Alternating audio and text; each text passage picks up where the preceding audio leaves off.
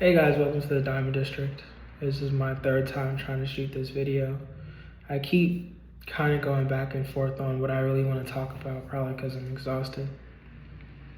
But I'm turning 30 soon.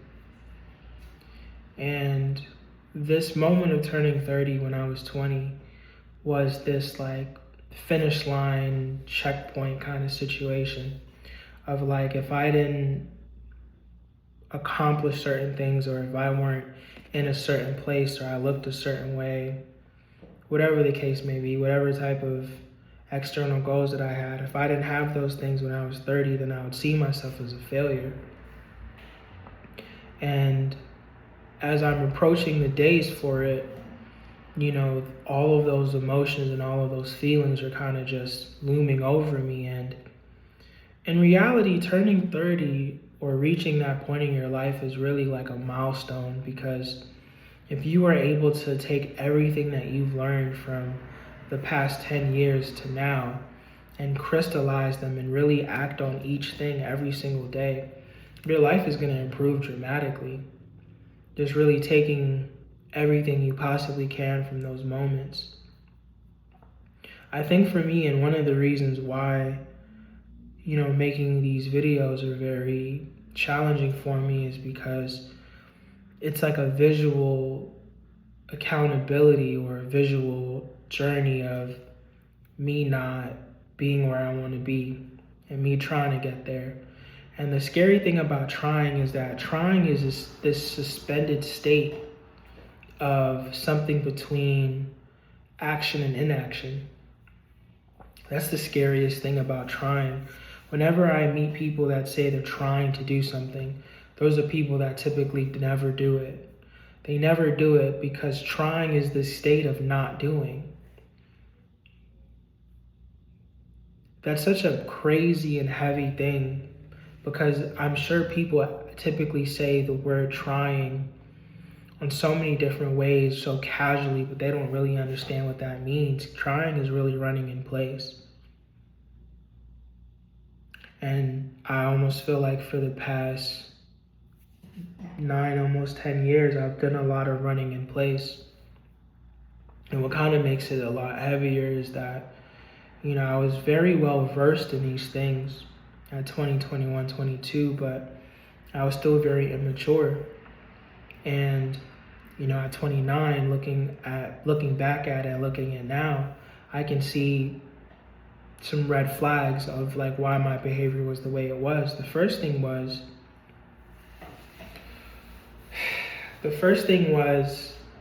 I was expecting something was gonna happen.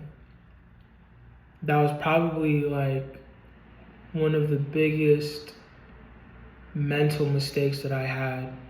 I wasn't proactive enough on the things that I wanted because I thought something external was just gonna happen to get me where I wanted to go.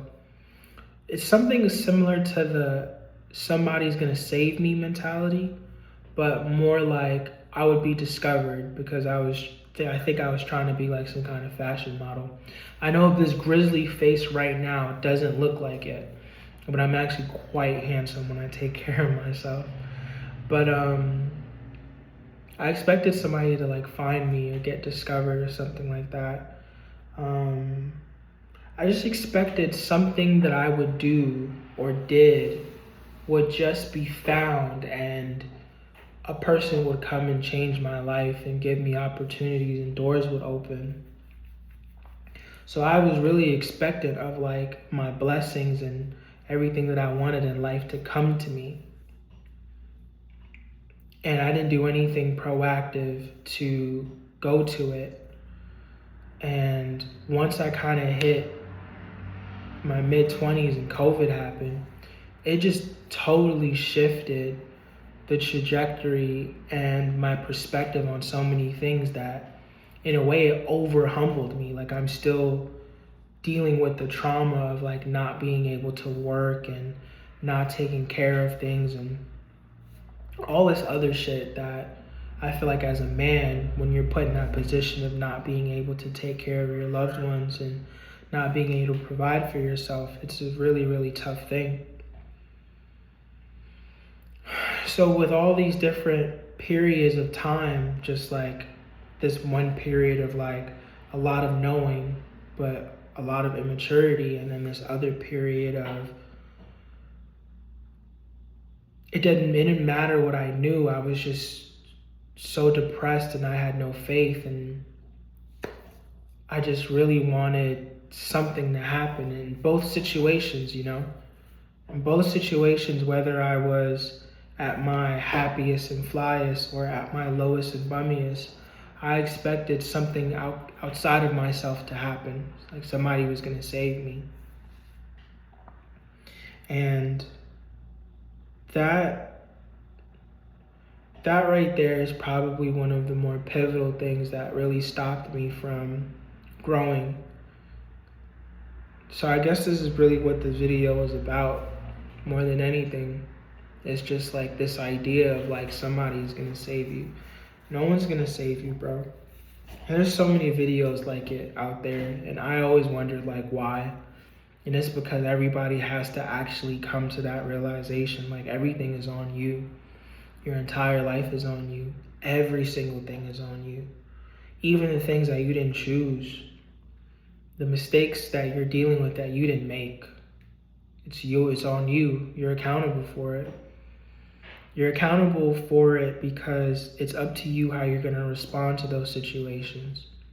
You know, you can blame your parents about your traumas. You can blame your parents about why you're not this or why you're not that, but you're still accountable for what you do with those traumas.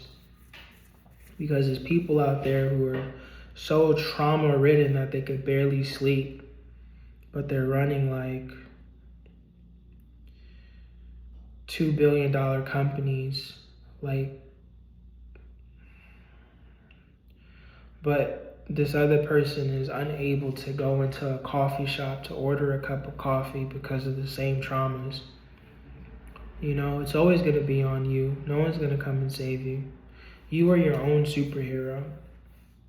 You are your own Batman. You are your own Superman. And most important, not most importantly, but also remember that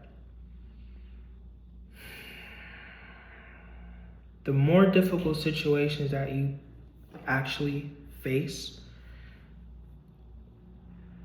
the better you will be at this shit called life, which is just another way of being proactive,